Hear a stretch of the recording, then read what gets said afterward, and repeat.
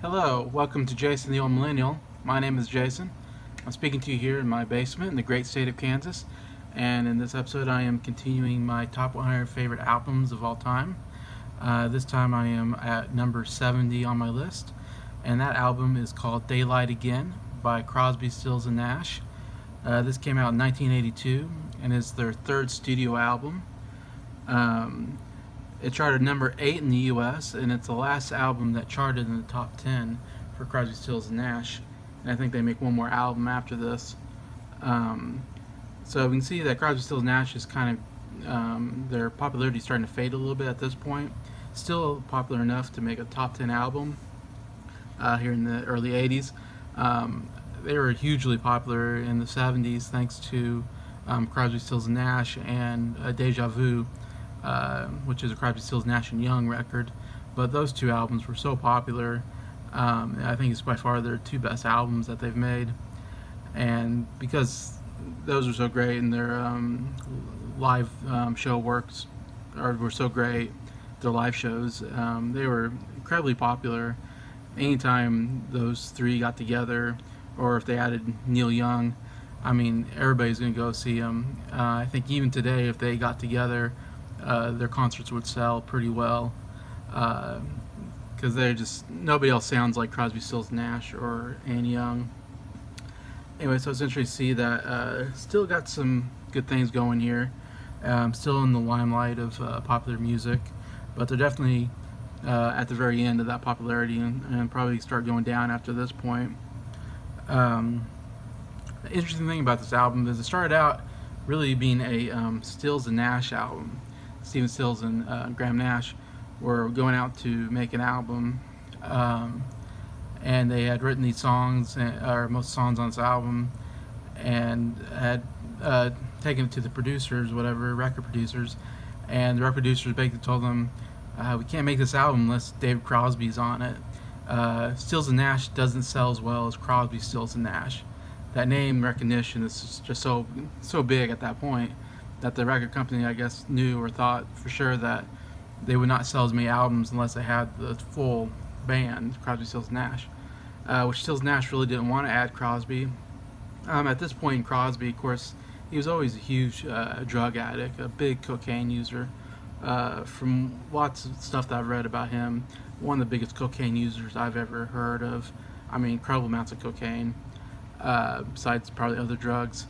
And it's just amazing that he's still alive today. I mean, it's surprising that he didn't die of a drug overdose sometime in the 70s or 80s. It was so horrible, besides probably heavy drinking and all this. Um, Anyway, so he's going through a lot of bad times at this point. He went to jail at one point. I don't know, I can't remember if it was for drugs or for weapon use. He also owned a lot of guns and would sometimes shoot at people if he didn't know who they were and they approached his house. So he did a lot of things that were pretty bad. And so I know he's going through, I don't know if he's going to go through rehab at this point. But he was a bit of a mess. So Stills Nash didn't really want to deal with him at this point and add him to this group or to this album.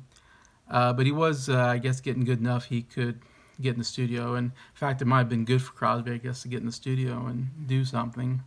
Of course, as his cocaine addiction went way out of control, his music was, his abilities were definitely degrading at that point, which drugs can do to you. But Stills and Nash agreed to add Crosby to the album to get the album made. So Dave Crosby did join in and sing, of course, harmonies on their songs. Plus, he brought two songs of his own actually that they added to the album, so he was able to contribute there. One of the interesting things I found on this was that, well, because they weren't expecting Crosby to be on the album, they had recruited Art Garfunkel to sing on the album as a background vocalist, I guess to kind of fill in the harmonies that David Crosby would have. So, but even with David Crosby, they still had Art Garfunkel singing. So, and he's an amazing vocalist. I love Art Garfunkel's voice, great tenor voice that he has. So, that's what probably makes this album so great is adding that Art Garfunkel harmonies to this to the what's already a great harmony group. Anyway, so that was pretty cool. I thought to add him in there. Also, James Newton Howard played piano on this album, which, if you don't know, James Newton Howard is a really famous musical. Does a lot of musical scores for movies. I can't think of on the top of my head what movies, but I know he's been nominated many times for Oscars for writing the musical scores. So he's a really talented, musical scores. And here he plays the piano. So I mean, what a amazing part that is for the band. They had 3 singles come off this album. None of them are huge hits. Like when I looked at this album, I knew one song, and that was Southern Cross. And I don't even know if that was like a song I heard on the radio or I found it on YouTube or on iTunes. But I knew I'd listened to that many times, and it was a song I really enjoyed. But besides that, wasn't really familiar with any of these other songs. I don't know that any of them were really major hits that were on the radio. But one was "Wasted on the Way" by Graham Nash. It went number 9 in the U.S., so actually it was a top 10 song. Probably the last top 10 song they ever had, I'm guessing. And then we have Southern Cross, went number 18 in the U.S. And then Too Much Love to Hide went number 69 in the U.S. So, the first two, some success, last one not too much. Like I said, this is like the last one that has any real success for Crosby, Stills, and Nash. So I go to my top 3 favorite songs on here. Interesting, all 3 songs in my top 3 are written by a different member of the band, which I didn't mean it to be that way, just the way it came out. 2 songs that didn't quite make it were 2 Nash songs. Again, Graham Nash has always been my favorite member of the band as far as his vocals and his writing. I always really enjoyed Nash.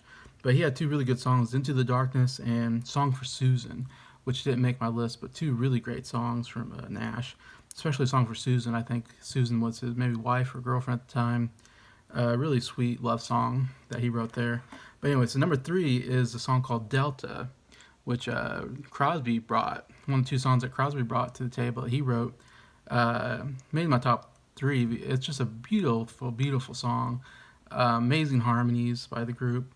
And yeah, I'm just amazed by how beautiful Crosby writes on this song.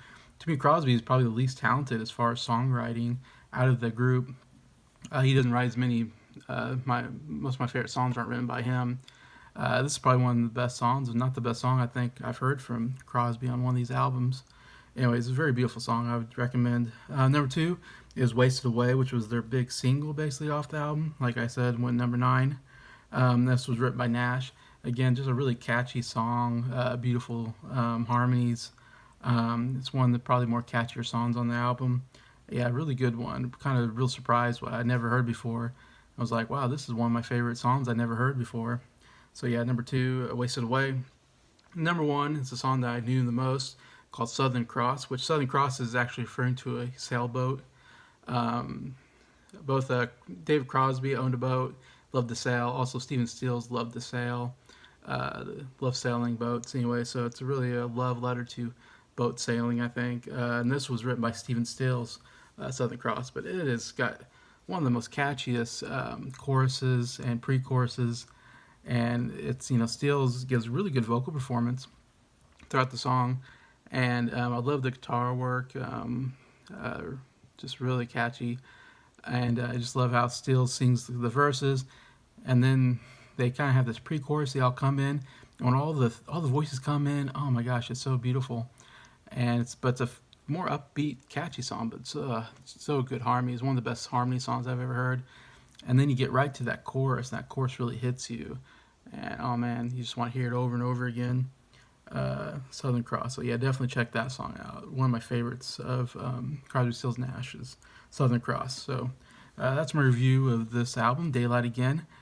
Came again at number 70 on my list. So thank you for watching this video, and I appreciate all of you, and thank you for subscribing to my channel.